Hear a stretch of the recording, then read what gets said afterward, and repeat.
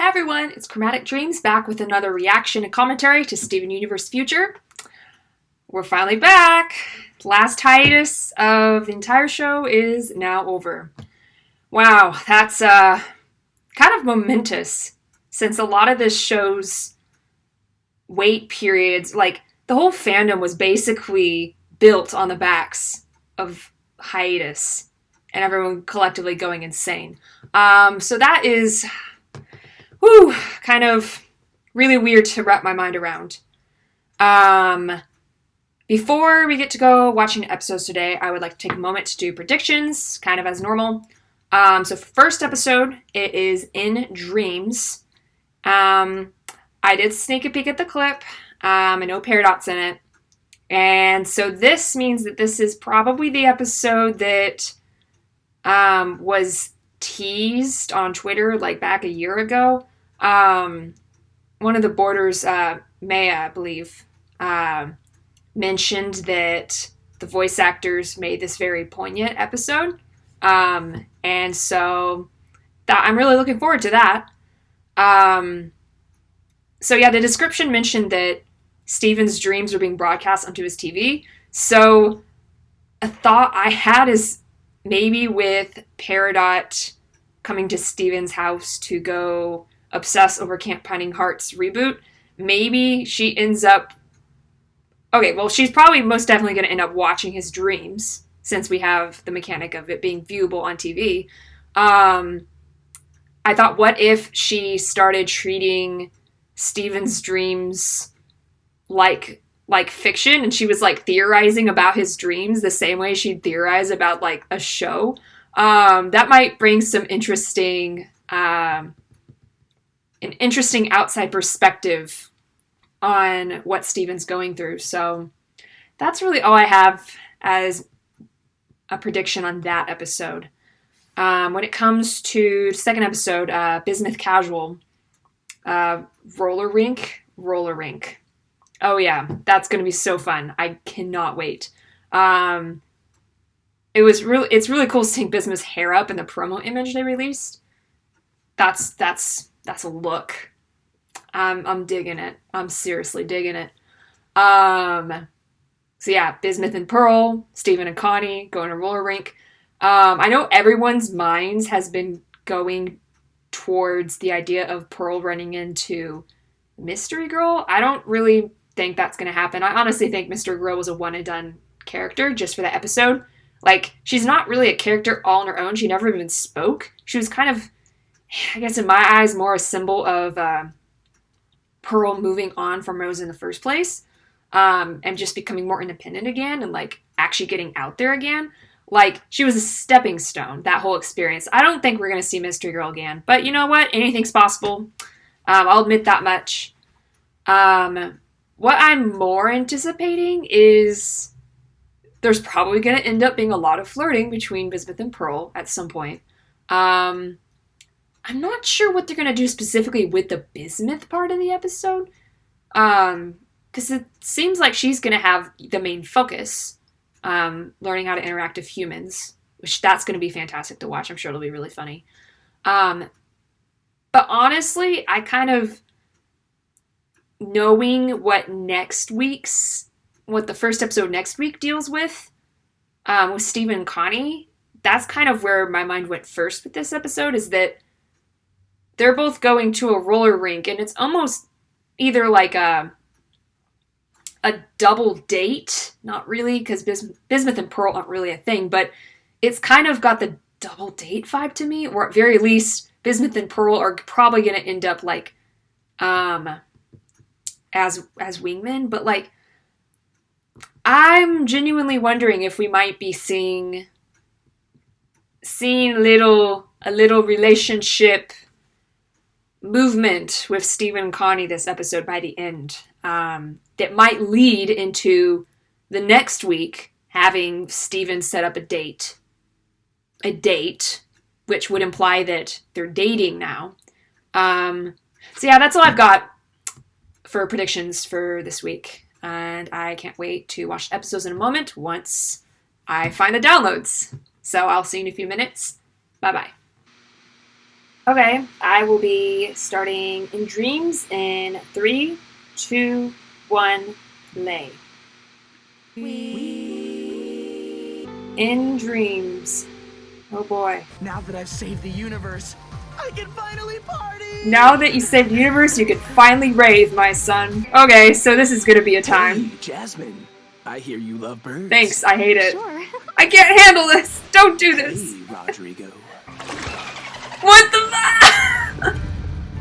What is that? Stefan! I don't think I know how to be a friend without something to fix. But I just can't do it anymore. I'm so... This is like their Is the worst. little butler. This is their version of little butler. Okay, okay, I need to pause that and talk about that. Okay. Oh, okay. Oh. Okay, so this all starts out with Peridot and Steven wanting to basically dream up fan fiction of Camp Binding Hearts reboot because it sucks so bad. It's the Teen Titans Go to the Teen Titans. Yeah, they're outright making fan fiction of it, which, good job. Sometimes you really need that outlet if stuff just is not working for you. And I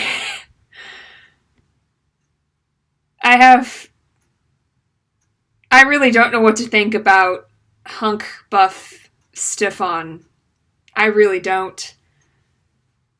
I kind of want to jokingly erase the memory from my head because it just feels wrong.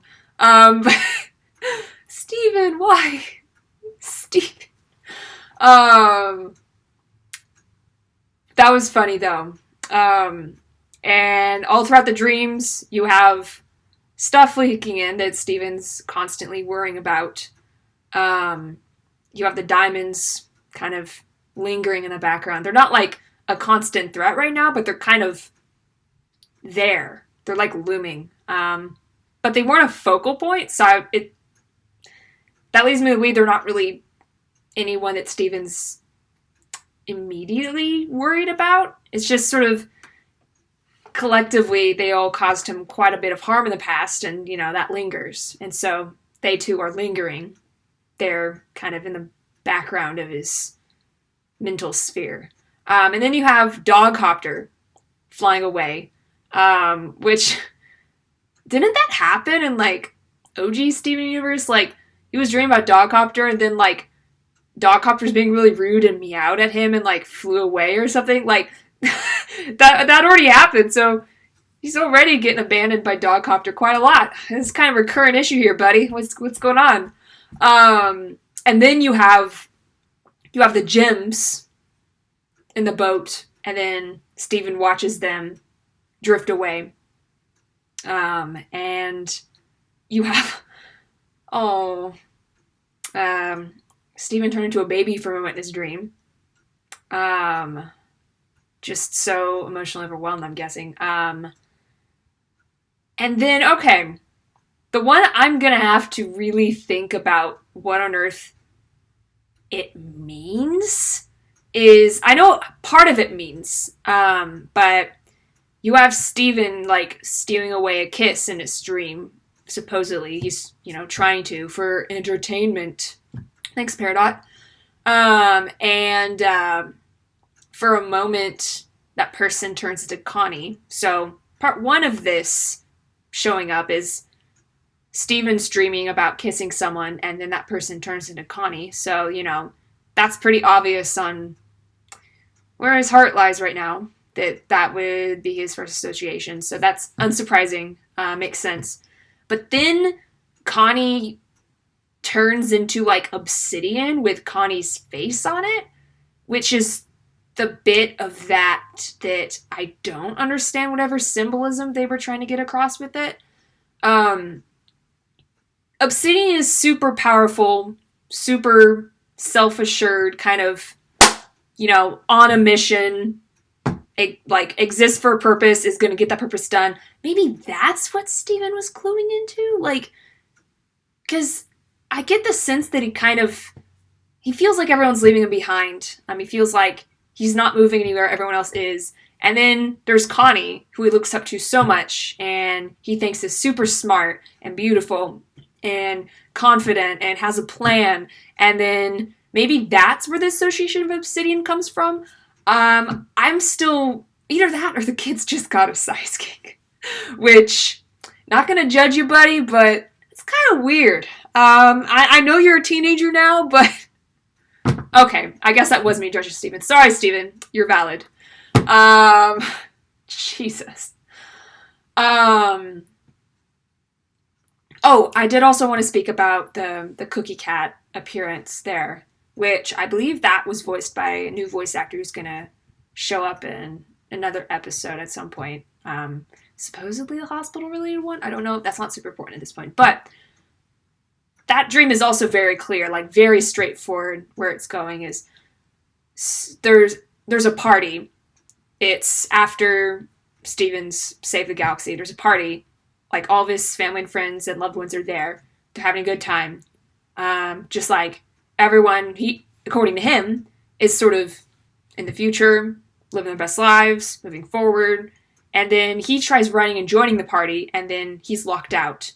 He's separated from them. He can't get in. He can't join them. He can't join them in that future where he's relaxed and just living true to who he is and, you know, finding a new purpose like everyone else is. He's trapped away from that. And then you have Cookie Cat showing up on the head of the temple.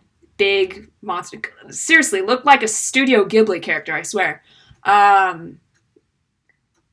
Not creepy, just mildly unsettling in that kind of deep guts sort of way.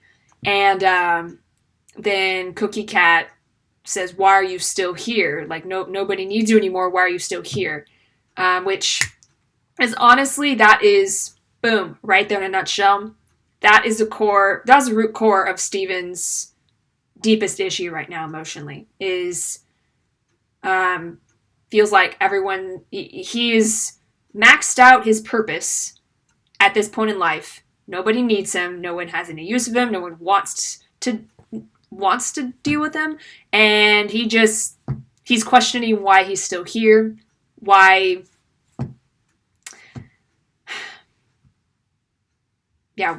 he's still around any of his family and friends, basically. There is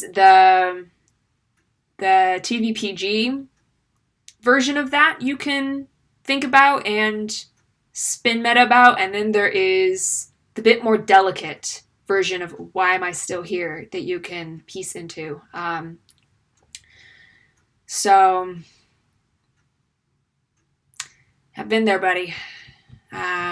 It's rough, but dear God, give this kid a hug. But the fact that it's Cookie Cat saying that, like, such a mascot of his childhood and past, that might be symbolic just kind of how it is, all of this junk built up from the past that is rearing its ugly head right now, in a lot of ways in his life that he can't quite escape from. So, like, there's the thoughts on that dream. And then what else? Okay, moving forward to the end. I'm like walking through the episode in my mind. I'm just trying to comprehend everything that I saw. That was really good. So yeah, Steven tries to fix Can't Finding Hearts of his dreams that final time. It goes wrong. He wakes up into another dream, which I've done that before. Oh boy, I've had a dream inside of a dream inside of a dream before. It's weird. Dreams are wild. But he wakes up into another dream. I instantly noticed he was in his childhood bedroom. I'm like, wait a minute, that doesn't look right. That's his old bedroom. So another kind of stuck in the past little hint right there. Peridot is just, yeah, Peridot's visor is glitching out. It was kind of creepy. That was kind of jarring. Jeez. And then she's also she's about to run into the party, joining everyone else, also leaving Steven behind. Because, you know, Tammy just feels like, oh, it's just one more person who's leaving me behind and, you know, won't have any reason to hang out with me just like everyone else in my life. And then that leads to that really heart-wrenching scene where he's just begging her to not go inside, and he just feels like all the relationships he have is built on helping people, and there's no one to help anymore, and it's just, oh, that was so good. Oh, he really does feel like that all of his relationships are just him. Jeez. Yeah, this kid got an Atlas complex. Atlas personality. Sorry, not complex. Jeez. Oh, jeez. Yeah. Sorry, this episode kind of has me a bit speechless. Just, there's a lot to dig into here.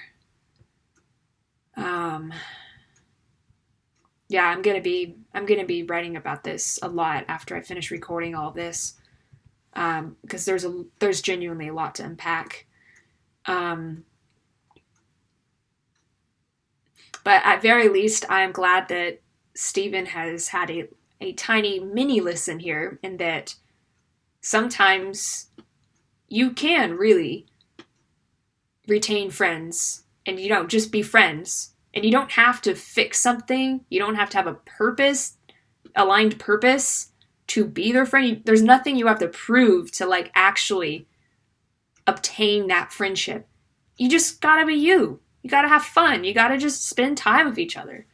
And I really hope that sticks. But, I mean, Steven's track records for listening to his own advice has been pretty low lately, so I'm really not holding out too hard on it. And with that, I'm going to just move on to the next episode, because otherwise I'm going to be talking about this all day, because I really love dream symbolism. It's really interesting. I think I've unpacked as much as I can here. Let me rewind this a tiny bit, because I missed the chime.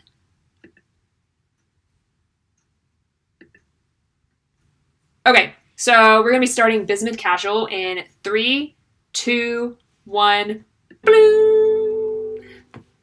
Haha. Here we go. They're in a car! They're on a road trip! Man, I can't get enough. You're singing! Patricia! Daniel! Friends! She has friends! These are a couple of my friends from cram school.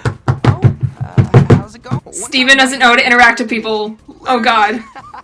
Steven doesn't know how to interact with humans, just like Bismuth! She pulled it right out of my body. What the We could sit and have some tater tots. No, you should skate. Get some damn tater tots, Steven! Okay, then. She's happier. Oh my god! I have an idea. Stefani! Yes! Ah! Look at that weave. That's how you skate.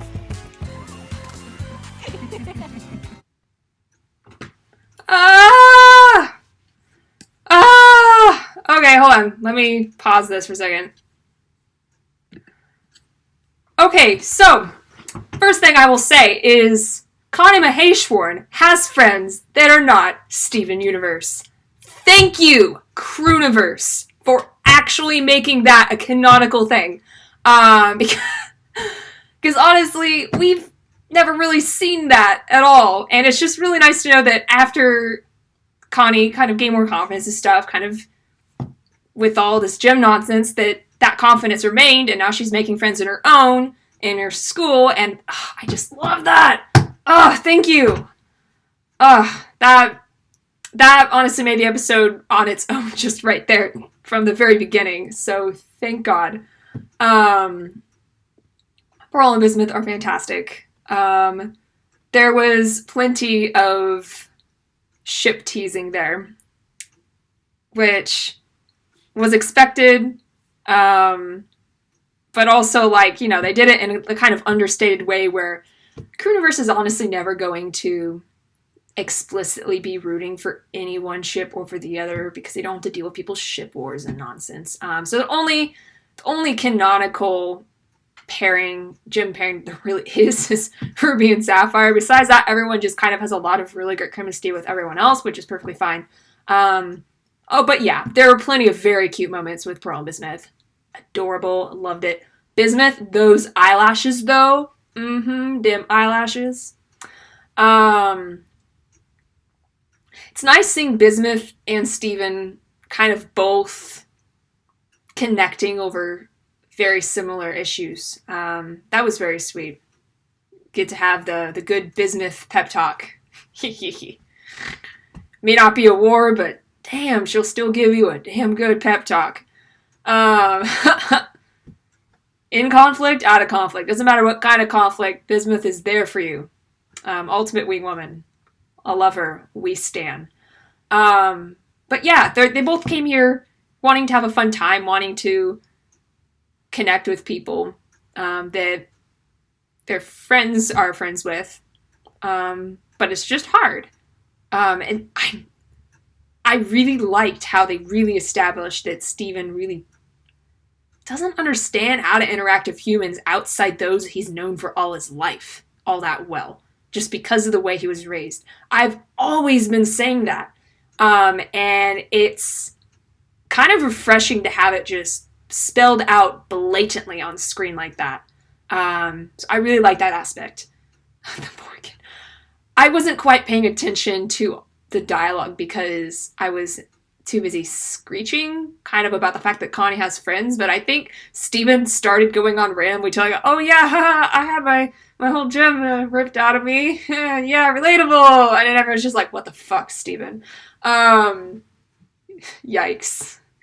Maybe not a great icebreaker, Steven, I'm sorry to say. Oh god. But yeah, Pearl has all these friends. Bismuth, gets to know them, but, maybe interacting with humans, not so much her strong suit. Yeah, she's gonna get better at it. Then Steven's the same heckin' way. He's out of the game. He's out of the game, and it's to the point where he would rather just say, oh, I'm fine, I'll catch up with you later, and continue to struggle and go, oh, well, I can never figure this out, I'm just gonna go sit down, and then he's just gonna, like, oh, it's fine, don't let me burden you, just keep on skating and having fun with your friends. He's not standing up for himself. And that's upsetting, that's sad. But it's very relatable, but, Steven... Connie wants to hang out with you too. You're not a burden just because you might not be as proficient with skating and you might not be as knowledgeable how to deal with people, and you're not weird, you're unique, and she knows you're a little weird, honestly, and that's why she likes you. Yeah, just all of this together let him just sort of entirely shut down. When people are trying to reach out a hand, then he just pushes it away, which is that's what he's been doing all throughout all of Future so far, is he's been pushing away all of the hands that people have reached out to him. Like Amethyst has done it a few times, and he's, no, I'm good, it's all good, I'm fine. Pearl in a prickly pear, and he turned that down. Just, it keeps happening, it's a pattern. It's really hard to, get through that. And then finally, hallelujah, Bismuth gets through to the boy, pushes his ass out on that rink, and that's enough to get Steven to open up a little bit about what's going on. And then, hallelujah, Stefani. Oh, thank God for Stefani. I knew they were gonna show up very soon. And honestly, the moment that I heard the dance music from Alone Together show up on the roller rink in the earlier scene, I'm like, I hear some Stevani music in the background. I'm thinking we're gonna get some Stevani pretty soon. I'm so glad I was right. That was so fantastic. Oh, yep, they totally ruled that dance floor. And then afterwards, that provided a little intro for Steven to just interact with Connie's friends. And, Connie was right there, and he wasn't freaking out over himself and tripping over himself again. And then, then he was fine. Yeah, it's just, he just gets tripped up over himself. Like, he's a really good conversationalist. He's really funny. He's charming. It's just, he gets so worked up about what people are going to be thinking of him. But, let's see, do I have anything else? Pearl and that commercial song, I swear. Pearl would hear that and be like, oh, this is so fun! Oh my goodness. And now when I watch this again, I'm gonna have to see if, because Connie was singing in the car too, a little bit, and was that the same song that was playing when Stefani was dancing on the rink? I'm gonna have to check and make sure. I'm really not sure. But yeah, moving into next week, we know that next week's episodes are titled Together Forever and Growing Pains. Together Forever. Maybe we'll get Stefani 2 weeks in a row. I'd be really surprised if it didn't have anything to do with Stefani, just given the title and how Crewniverse likes patterns. We had Alone Together, Together Alone, Together Forever. It feels like perfect trifecta. All I know is that there's like a date stuff set up and it gets, destroyed in like one shot we saw in the promo. So we know that. I'm aware of leaks. I'm not going to mention leaks in these reactions, just in case people are watching for the first time, honestly. Like, we'll see if leak things are true when and if it happens. I'm not going to really pay it much heed at all right now, but the description said that Steven still feels like that he's drifting apart from Connie. Like, I can't remember exactly what it said, but that's the gist I get. And so that, I guess, is where relationship discussion is going to happen, not this one, as I predicted. This is a good setup for that, though. Because like Steven mentioned that I feel like we're drifting apart. And so, setting up a date and trying to do a date in the next episode, that would be a nice time to try to reconnect, maybe in a bit of a different way than they normally would. And then Growing Pains is supposedly, pardon a moment. Sorry. And then Growing Pains is supposedly, like, description just like Steven goes to a doctor for the first time, and we saw hospital shots, and then we saw Steven kind of flipping out, like all sorts of images of change your mind flashes. He kind of stares into camera in shock horror. So that'll be interesting. I have no idea what that's going to be. Maybe he actually has a human issue for once. Like, I honestly don't think it's going to be entirely human. It's probably something to do with the pink powers. Maybe it starts physically hurting somehow. I'm not sure. But you know what? We'll get to more predictions later as we get more information. Yeah, that has been my commentary for these 2 episodes. Thank you very much for joining me, and I'll see you next week with more Steven Universe Future reaction and commentary. Bye!